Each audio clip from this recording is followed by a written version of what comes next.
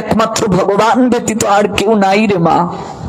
আমাদের একমাত্র সুখের কথাও ভগবানকে জানাবো, দুঃখের কথাও আমরা ভগবানকে জানাবো, আর কাউকে জানানোর আমাদের উপায় নাই। আর কার কাছে? একমাত্র ভক্ত বৈষ্ণবের কাছে, আরো কার কাছে নয়, আর কার কাছে নয়। এই জন্যই তো প্রেমটা বড় দরকার। ভক্ত প্রেম লাভ করেছে বলে ওই প্রেমের সূত্র দ্বারা আরেকজনকে ধরে রাখতে পারে। যেমন একটা ফুলের মালা গাঁথবে, সুতো ছাড়া কি মালা হয়? সুতো যদি কর্তন হয়ে যায় পুষ্পগুলো ঝরে পড়বে না? তেমনি ভাবে ওই প্রেমটাই হলো সুতোর নিয়ায়।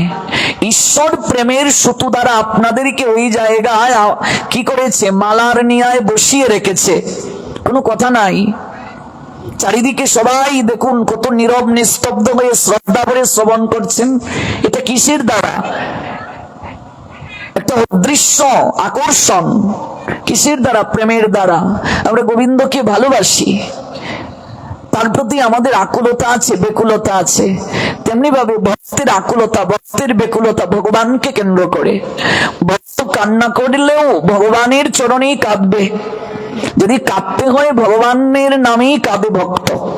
শ্রীবাসীর পুত্র মরে গেছে, মালিনী দেবী কান্না করছেন, এমন করে কান্না করছেন, শ্রীবাস এসে বলছেন, মালিনী ক্রন্দন বন্ধ করো।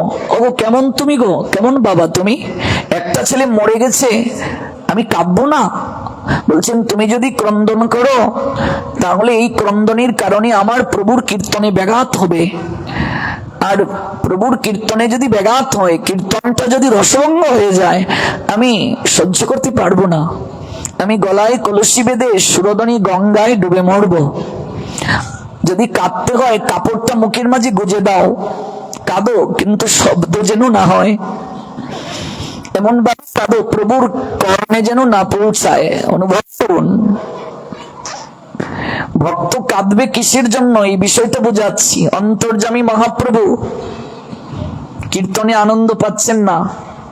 মনে রাখবে, আয়োজনকারী ভক্তবৃন্দের ভিতরে যদি ভক্তি না থাকে, প্রেম না থাকে, যত বড় অনুষ্ঠান হোক না কেন প্রেম হবে না, আনন্দ হবে না, সম্ভব নয়।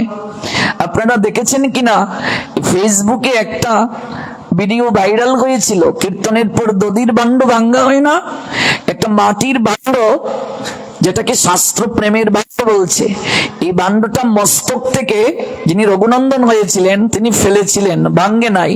বারবার আছাড় দেয়া হচ্ছে, ভাঙ্গে না। নারকেল দিয়ে আঘাত করা হয়েছে, ভাঙ্গে না। চিন্তা করুন, অনুভব করুন, ভাণ্ডটা ভাঙছে না। তারপর পাথরের মাঝে বারবার আঘাত করে ভাণ্ডটা ভাঙ্গা হলো। এটা খুব ভাইরাল হয়েছিল। যজ্ঞ অসম্পূর্ণ থেকে যায় গো, ভেতরে যদি প্রেম না থাকে, ভক্তি না থাকে। অর্থ থাকলে বিশাল অনুষ্ঠান করা যায়, মানুষকে দেখানো যায়, অনেককে খাওয়ানো যায়, কিন্তু প্রেম যদি ভেতরে না থাকে সেই যজ্ঞের মাঝে কখনো প্রেম আসবে না, ভক্তি আসবে না। বক্তা যত ভালো হোক, শ্রোতা যদি প্রেমিক না হয় তাহলে সেই ভাগবতেও প্রেম আসে না। এই জন্য ভাগবত বলছেন প্রেমিক শ্রোতা যারা তাদেরকে সামনে বসাতে হয়।